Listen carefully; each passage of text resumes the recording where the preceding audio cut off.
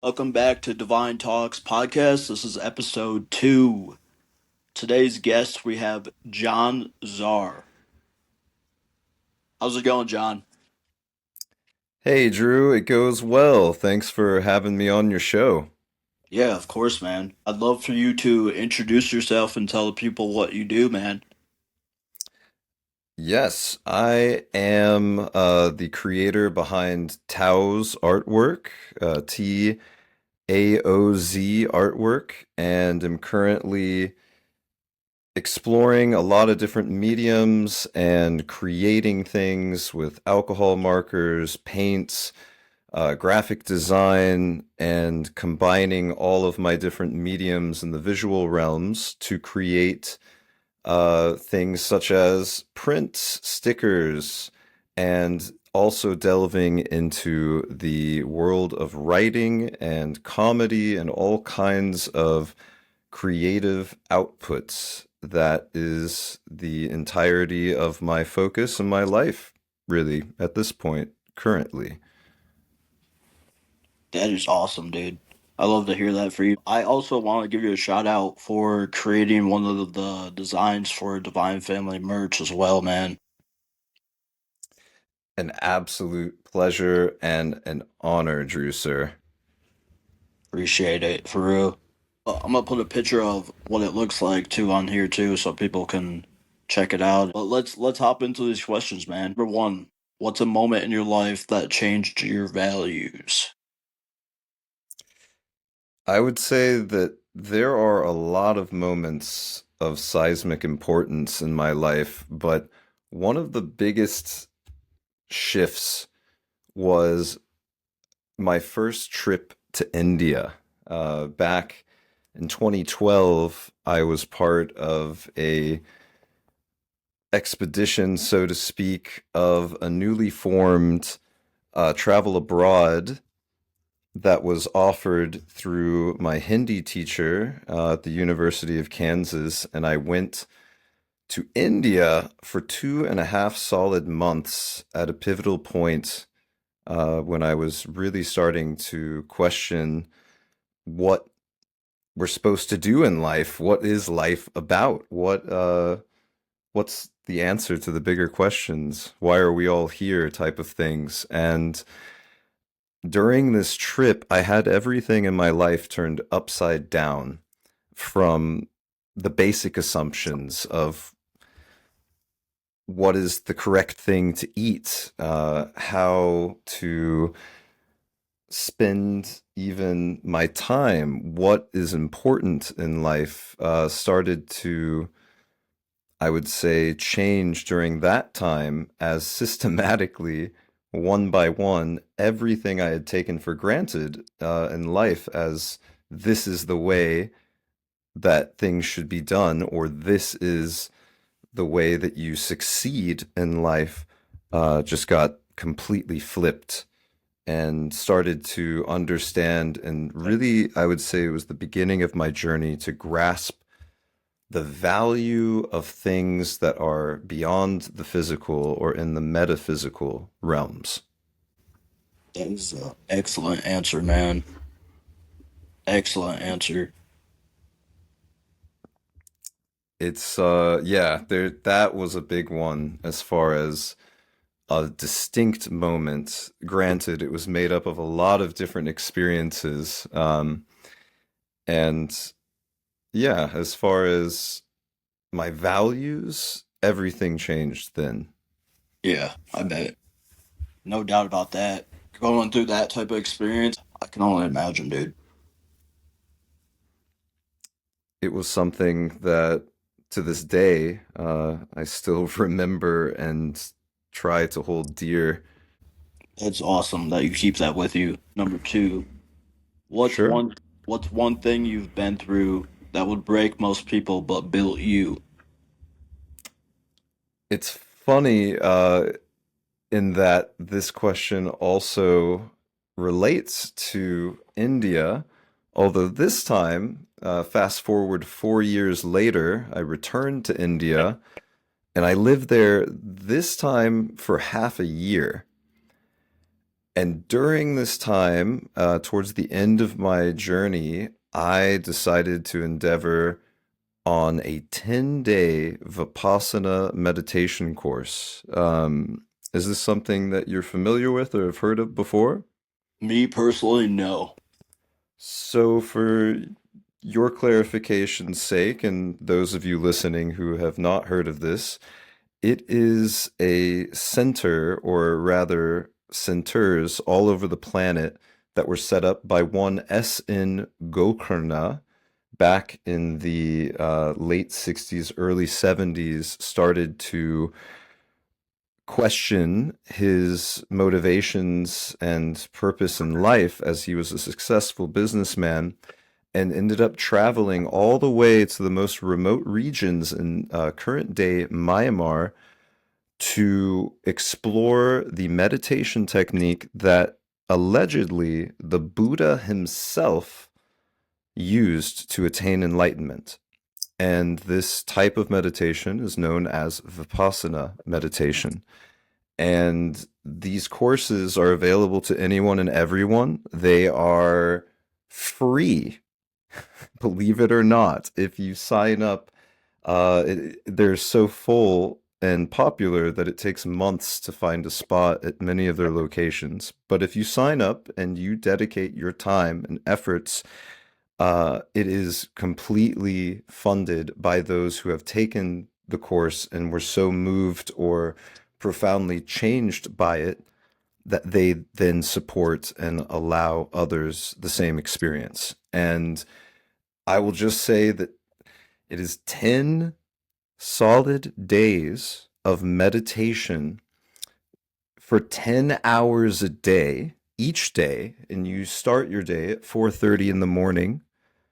You wake up before the sun, and you immediately, after doing your normal morning rituals, go to meditate, and you do it in silence. So, what made this so difficult is I love to talk.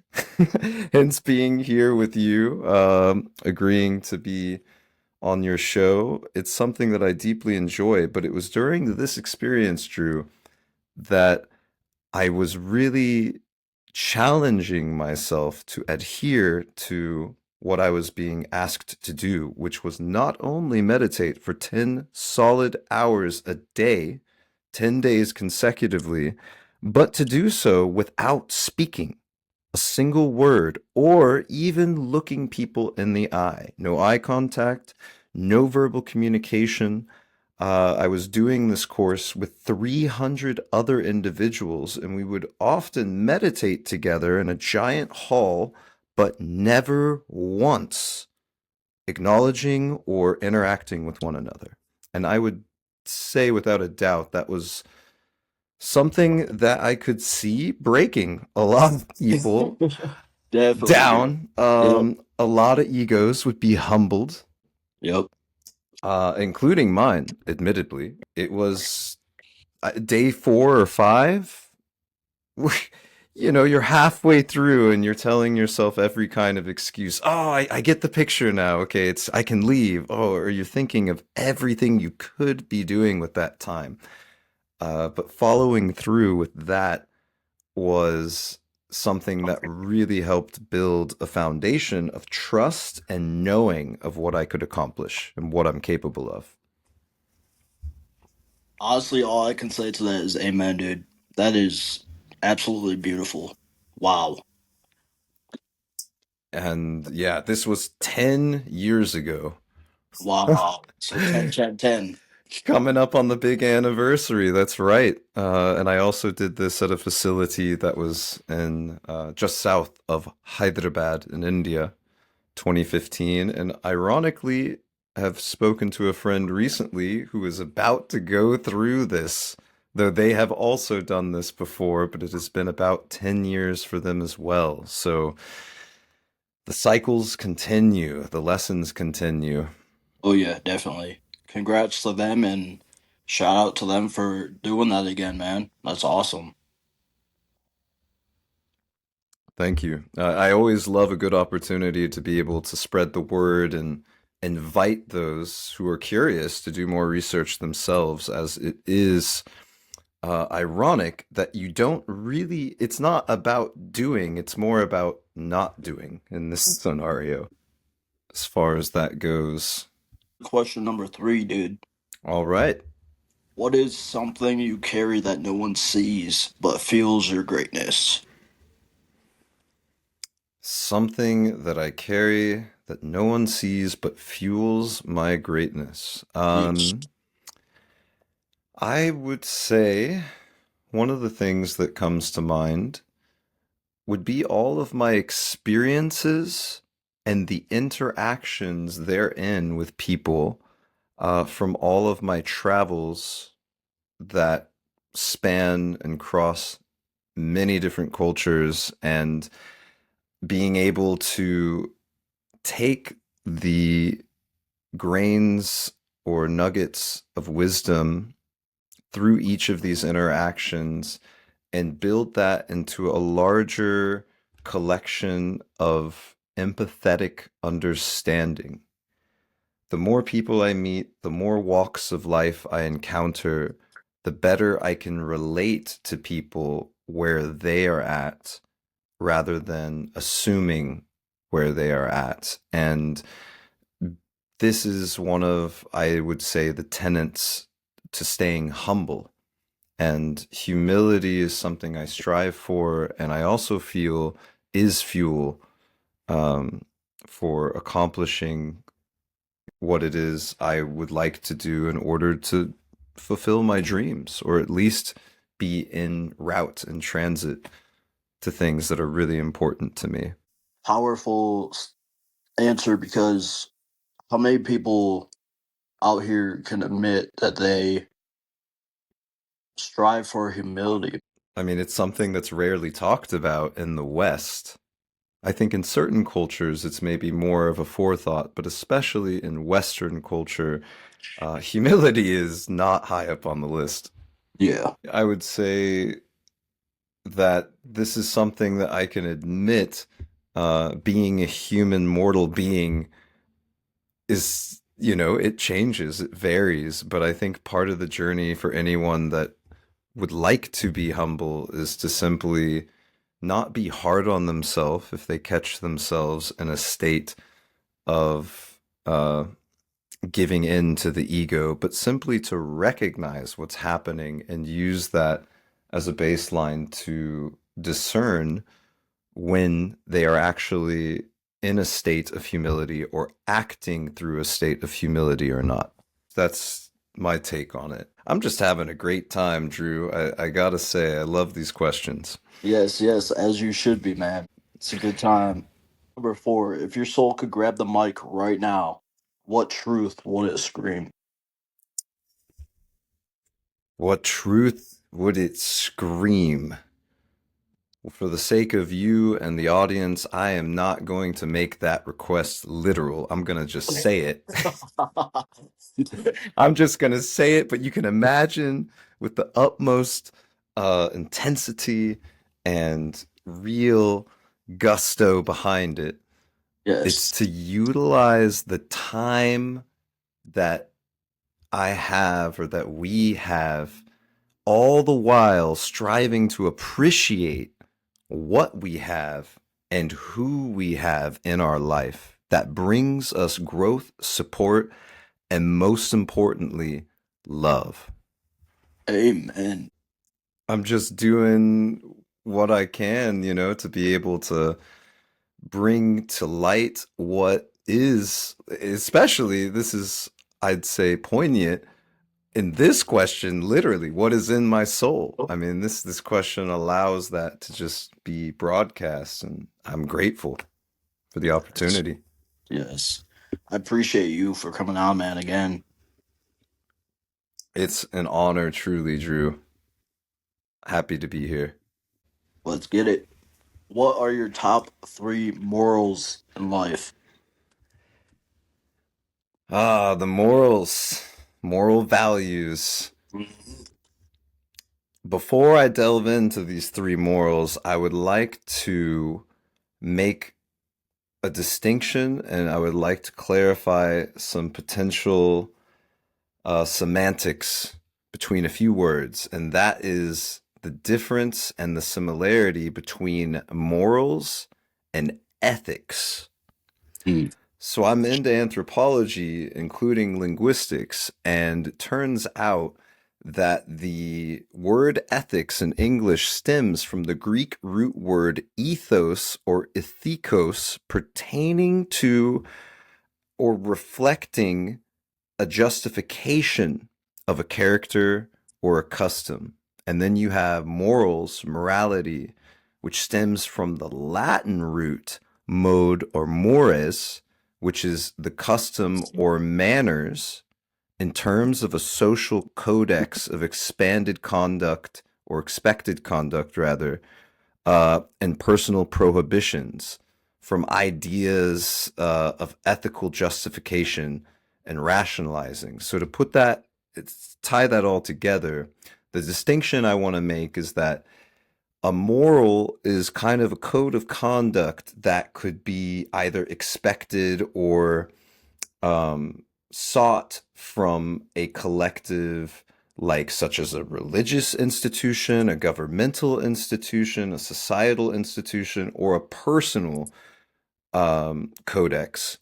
And then you have ethics, which is reflecting and attempting to philosophically justify a moral Got you. or the conduct of the moral. So with that, just I wanted to clarify that so that I could go into the morals and then with the ethical explanation of why I chose those morals. Yes. Sounds good. So moral number one, it's a big one. It's the one that maybe everyone feels is super cheesy, but true. Treat others how you would like, and this is where I added a part, in an ideal world without question of Mhm. reciprocation or debt to be treated and to treat others accordingly with empathy as the main guide. Beautiful. And that extra bit with it, with the ideal world part and without the expectation of reciprocity, that is what you call selfless love. That's selfless action. You're not expecting anything in return. You're doing it because you know that you would have liked it if the places were switched, right? And the roles were reversed. 100%. Yeah. I think that's crucial, not to have that debt or that, hanging of the future, you owe me this type of intent. That's crucial for that moral law to really be true. Moral, I guess, code, law. Don't mean to make it sound so serious. Uh, so the second moral would be it is best, or it's a morality code of conduct I strive for, to not assume. Mm. And Oh, that yeah. one's it's more general, but to break that down, the ethics behind it is that in a way it's kind of crazy and naive to think that we really know what others are thinking or feeling without taking the time to, ask, inquire, and relate with them. So, for anything that is outside of ourselves, our domain, the thing that we have control over in our sphere of experience, is something that we're actively learning and taking in real time. That is to say, we're always collecting, gathering new data. So, in a personal moral code of conduct, I try to always not assume that I or the ego within me knows right away what is what, and to instead approach it like a scientist trying to gain objective knowledge through the environment, in this case, by asking questions Right. and getting real answers, which then allows me to move forward on a solid ground of truth versus assumptions. And the third moral, and this is also super cheesy, but also I believe to be very just true universally, is to always try our personal best. And what I have to say about this is that there's only two potentialities of knowing that you really tried your best. And for those of you that believe in a divine, it's going to be that and yourself. Mm. It's the only, no one else around you, not the closest friends or family. No one knows if you really did or gave it your all but you. And that's something that can only be discovered through self-reflection and asking those harder questions. I have to say, I do love philosophy. Metaphysics has been a passion of mine for decades now, so I'm all about this. I like hearing that. It's my pleasure. Yeah. Do you believe that people are drawn to your frequency or to the unhealed parts of themselves that resonate with it? So for this, I think the clarification of frequency, so in this case of the word frequency, a synonym we could call a state of being. My Yeah. frequency, my state of being, um, I feel can vary a lot, but maybe we could take like an average of that frequency or state of being throughout a certain time period. Um, And I think that that is really influenced by my environment and kind of what is socially expected or allowed in a certain way. So if I'm, let's say, at a music festival where there's a lot of potentiality for expression and very little judgment going on, that's Right. going to allow my frequency to take a different resonance than if I'm just going out and I find myself in a grocery store. Now, and now, granted, I mean, which, we're just going to get food. But I think then it comes down to, well, how am I holding myself or how do I carry myself in every situation? And I would say that I have a tendency to try to make light of things or to try to bring humor any real instance or opportunity I can. It's something that even since I was younger, I always was trying to crack a joke and not really take things as serious as some others were. So I think that maybe this part of me that allows to or gives permission for the inner comedian or the goofiness that is seen in this life in so many different ways and just how strange and absurd so many things are that they or I believe that people could be drawn to the way that I relate with a lot of things that are maybe heavy or would be of a nature that would bring someone down and try to expose the absurdity of it, which then allows for an avenue of humor and a bit more lightness when going through this life and all that it means and brings with it through the experience. Yeah, definitely. Do you listen to music when you grocery shop? That's a good question and a fair one. Yes, I mean, like I say before, everything is shifting and it depends on your perspective if you're talking about years, months of habits. But in the past few years, I do often wear noise canceling headphones that allow me to really be in a personal space if it's convenient, but other times I enjoy not wearing headphones and just soaking in everything that's happening around me to be Right. hyper aware. Yeah. Got you. I was just wondering if like you're the type to like dance through the grocery store while listening to music, lighting up the place.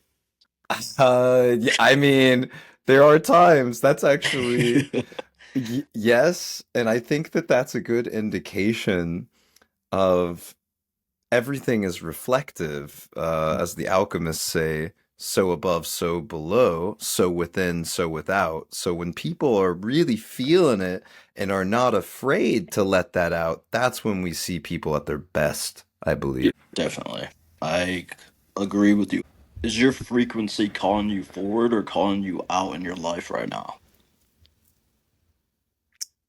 I really enjoy this question. I like how it kind of it invites you to do a self analysis over a certain time period of how life is going, how the choices you've made are affecting you, and if you are liking what you are manifesting or not in this current frequency. So I would say, as of right now, um, that my frequency is calling me forward and to step up to the plate and not fear these possibilities whizzing by at incredible speeds, knowing that they're coming towards me and that I have the bat and that I'm able to swing at anything that looks like it could be a solid connection. And I also have the ability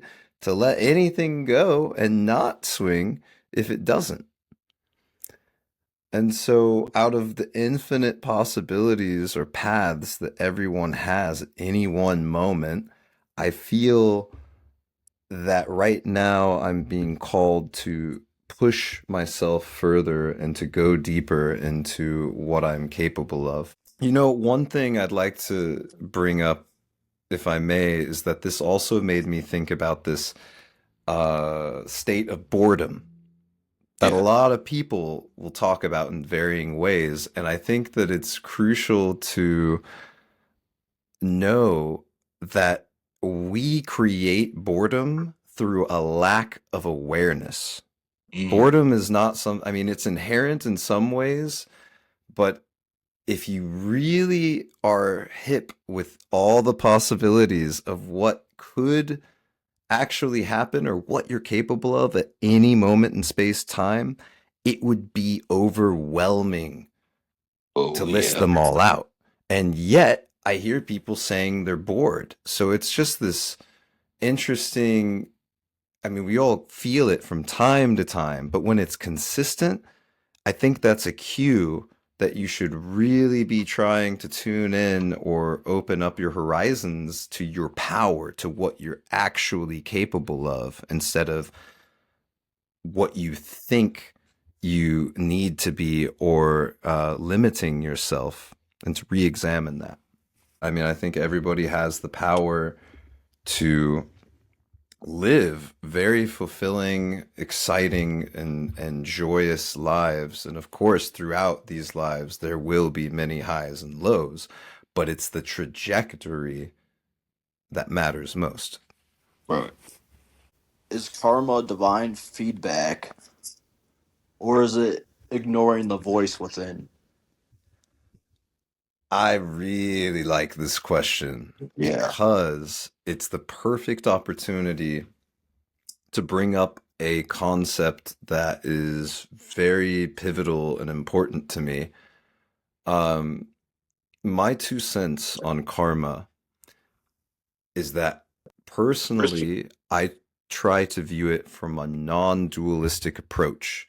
So that is to say that karma is always happening, always. The second we were born, we literally, maybe we don't have karma coming with us. Some belief systems say we do. The Hindus believe in reincarnation, and therefore in their cosmology or viewpoint, we would be coming into this world with karma. But for simplicity's sake, let's say we come in and it's a clean slate.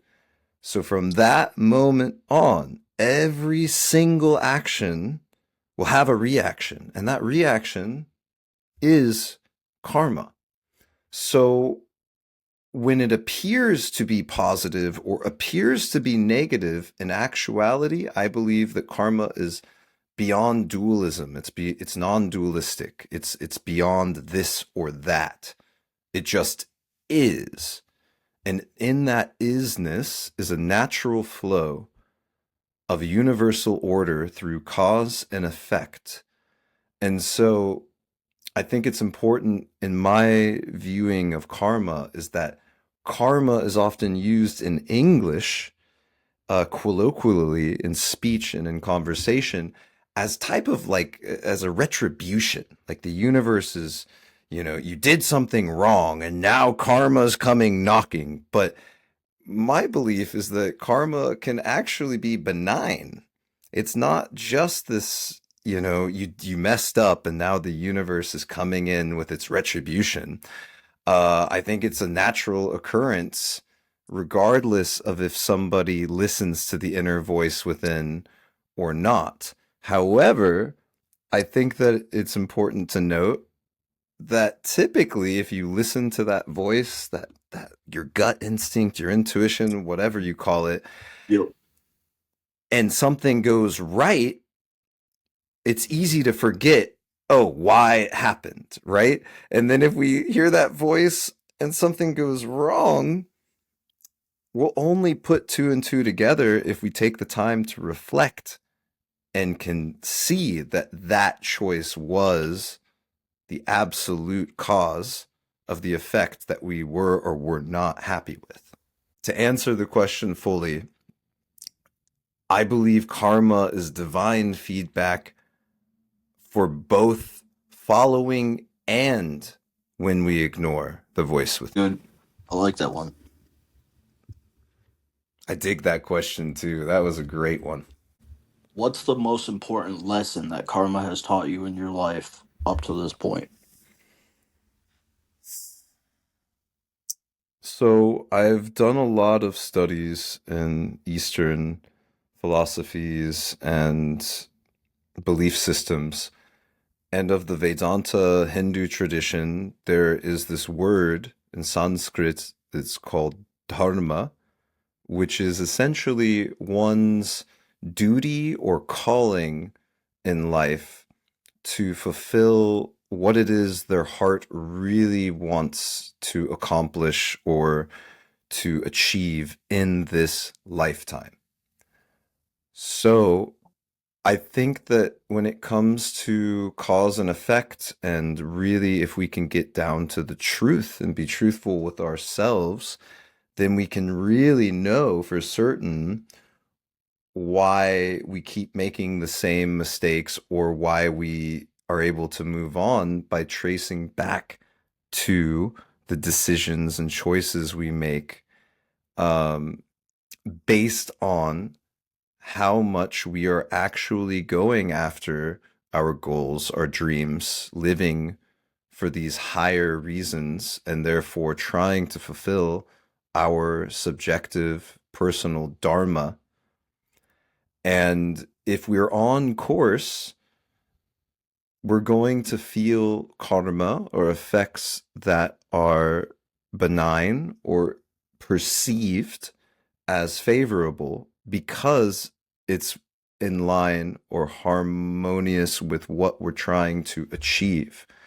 Likewise, if we live by means that are untrue to our moral convictions, to our ethical standard of conduct, we're going to have actions or effects lead to inevitable consequences that we will perceive or define as negative or hindering our ability to actually arrive at the destination we are so desperately, or not desperately in some cases, apathy is still alive and well, Yeah. to to achieve or to get to.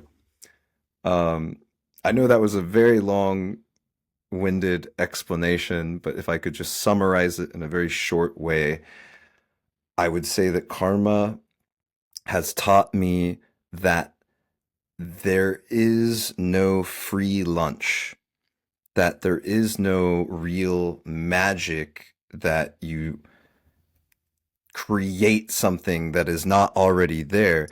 Mm, That is to say, we're all stardust, right? yeah. In theory, everything started as stars, and we're at this end game where now things are so complex that the stardust has retransformed into living organic life. And so we are at a point, an impasse where nothing escapes the universal truths. Karma, I believe, is one of them. So the sooner we can accept reality as it is, the sooner we can actually change it in a way that will be effective and felt by ourselves and really everyone and everything around us. And I rarely get to, or am invited to rather, expound upon these concepts, which I have thought about a lot and are important to me in many ways to try to understand and to incorporate into my worldview and way of life. After this conversation, what feels possible for you now that didn't before? I would say to trust myself when it comes to being vulnerable in what I'm expressing in my ideas and to be able to get out on the airwaves, like you were saying, more, to follow that and to also get my thoughts down on paper more and in writing, which has been one of my dreams for many, many years, that is slowly and now starting on its way, on its own journey. So after this conversation, I feel a lot more confident that my my musings, my theories, what I have to say could really impact someone in a positive way and maybe even be a catalyst to galvanize real change. Oh yeah, definitely, dude. You definitely got it. Hey man, likewise. I mean, it takes one to know one, Drew. That's for certain. You got it as well. And what you're doing is of vital importance and a service to all of those who wish to grow and wish to learn, wish to go deeper beyond the material and beyond sense, pleasure, instant gratification. There is a whole world out there. Very true, indeed. It's not me, it's we. So when you inspire me, it helps not just me, but all the people I help too. You know what I mean? I feel it. Yeah, I sense it.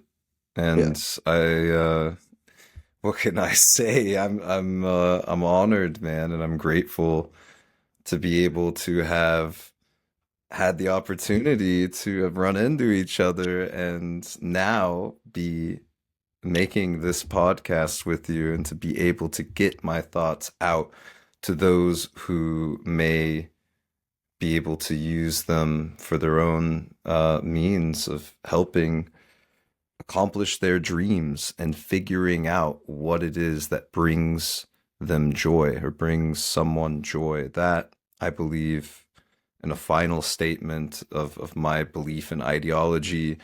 I've said a lot of words in Yeah, this man. past hour It's and been a good. lot of different concepts.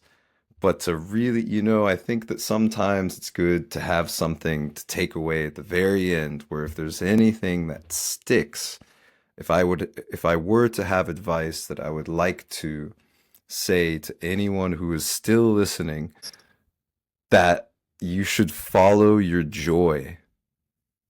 Follow your joy. The joy, the things that bring you joy, that is the best compass and roadmap to get you to where you really want to go, whether you are conscious or unconscious of it at this moment in time. Thank you for your time and your wisdom. Absolutely. Hey, thank you so much, man, for your ability to make this happen and to make it a reality and for all of this to be possible and your thoughtful questions and intent likewise. Thank you for doing what you do. Let the people know where they can find you. You can find me at Taoz, that's TAOZ artwork, taozartwork.com, and also TAOZ artwork Instagram handle.